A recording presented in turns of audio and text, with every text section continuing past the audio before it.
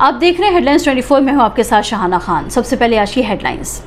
UP में Twitter पर शिकायत की तो मंत्री जी ने ठीक कराया 1 लाख का बिजली का बिल। ओम प्रकाश राजभर बोले बीजेपी डूबती हुई नैया, एनडीए में नहीं होंगे शामिल। मुकुल रॉय ने बीजेपी छोड़ी, टीएमसी में फिर हुई वापसी। ममता बोली घर का लड़का घर लौट आया। बॉलीवुड एक्टर दिलीप कुमार की सेहत बेहतर, अस्पताल से मिली छुट्टी। भारत में बनी कोरोना वैक्सीन कोवैक्सीन के अमेरिका में लॉन्च में होगी देरी। एक्यूजन इंक ने गुरुवार को एक बयान में कहा है कि वो यूएस एफडीए की सलाह पर अमल करते हुए कोवैक्सीन के लिए बायोलॉजिक्स लाइसेंस एप्लीकेशन दाखिल करेगी।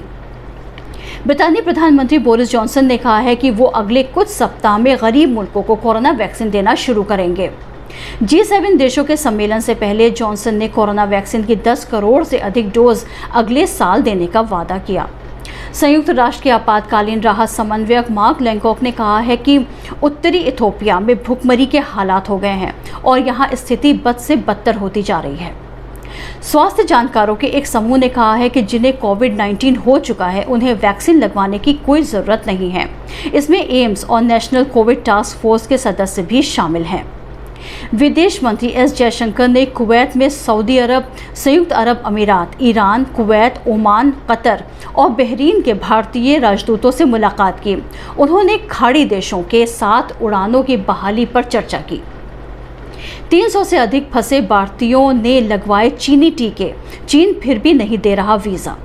और पाकिस्तान में अगर किसी ने कोरोना वैक्सीन लेने में की आनाकानी तो सिम होगा ब्लॉक। आइए देखते हैं कुछ खास खबरें। पश्चिम बंगाल में बीजेपी के दिग्गज नेता और पार्टी उपाध्यक्ष मुकुल रॉय वापस अपनी पुरानी पार्टी यानी तृणमूल कांग्रेस में शामिल हो गए हैं। उनके साथ उनके बेटे और विधायक शुभ्रांशु रॉय भी पार्टी में लौट आए हैं। सांसद पार्थ चटर्जी ने कोलकाता में पार्टी मुख्यालय में हुए प्रेस कॉन्फ्रेंस के दौरान इसका ऐलान किया। मुकुल रॉय की वापसी का ऐलान कोलकाता में तृणमूल कांग्रेस के मुख्यालय में मुख्यमंत्री ममता बनर्जी, उनके भतीजे और पार्टी महासचिव अभिषेक बनर्जी समेत पार्टी के कई बड़े नेताओं की मौजूदगी में हुआ।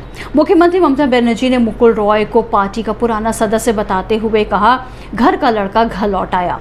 मुख्यमंत्री ने कहा कि चुनावी अभियान के दौरान मुकुल रॉय ने कभी उनके खिलाफ कभी कोई बात नहीं कही और ना ही कभी गद्दारी की।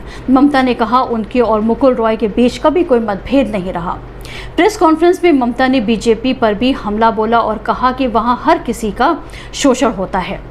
ममता ने बीजेपी को जमींदारों की पार्टी बताते हुए कहा कि मुकुल रॉय पर दबाव डालकर उन्हें अपने साथ किया गया था।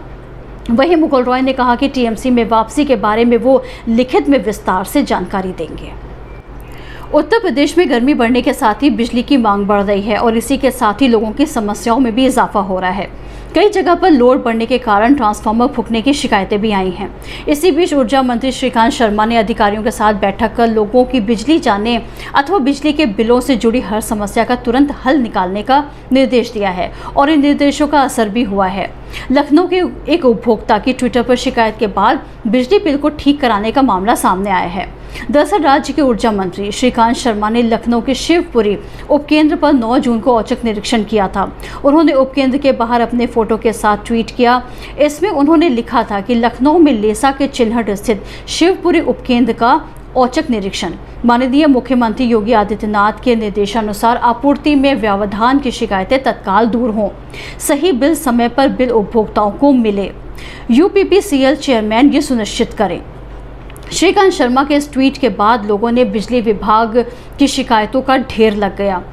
इनमें कई शिकायतें बिजली के गुल होने की और बिजली के बढ़े चढ़े बिल की थी। ऐसे ही एक उपभोक्ता ने अपने बिजली के बिल का फोटो डाला और लिखा कि बिल्कुल सर देख तो रहे हैं, साक्षात लॉकडाउन में भी 1,05,453 रुपये का बिल है और श्रीमान जी सुधार की बहुत ज़रूरत है। इसके बाद श्रीकांत शर्मा ने मामले में दखल दिया, संबंधित उपभोक्ता का बिल ठीक करा लिया, जिस पर उसने ट्वीट कर मंत्री का आभार माना। चीन की शर्त के मुताबिक चीनी कोविड-19 टीके लगवा चुके 300 से अधिक भारतीयों ने चीन से यात्रा पाबंदियां हटाने एवं उन्हें अपने काम धंधे पर लौटने देने की इजाज़त मांगी है। 15 मार्च को चीन ने भारत एवं 19 अन्य देशों से आने वाले यात्रियों के लिए चीनी कोविड-19 वैक्सीन लगवाना अनिवार्य कर दिया है। नई दिल्ली में चीनी दूतावास द्वारा जारी किए गए नोटिस में कहा गया है कि 15 मार्च 2021 से व्यवस्थित तरीके से लोगों की आवाजाही को बहाल करने के उद्देश्य से भारत में चीनी दूतावास एवं वाणिज्य दूतावास चीन द्वारा निर्मित कोविड-19 टीका लेने एवं टीकाकरण प्रमाण पत्र प्राप्त करने वाले लोगों को यात्रा सुविधा प्रदान करेंगे। इस घोषणा से चीन में काम धंधा करने वाले लेकिन भारत में कोविड-19 बीमारी की लंबी अवधि के बाद यात्रा पाबंदियों के चलते वहीं फंस गए। सैकड़ों भारतीय दुविधा में आ गए क्योंकि भारत में चीनी टीके उपलब्ध नहीं थे।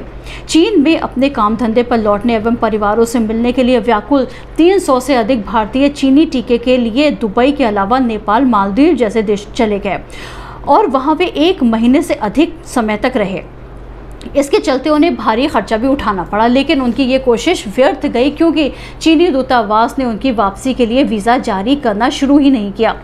इसके बाद 202 भारतीय जिन्होंने चीनी टीका लगवा लिया है, उन्होंने इस महीने के प्रारंभ में भारत में चीन के राजदूत सन वीडोंग को संयुक्त पत्र लिखा है। उन्होंने अपनी शीघ्र वापसी के लिए मदद की मांग करते हुए बीजिंग में भारतीय दूतावास को भी पत्र लिखा है।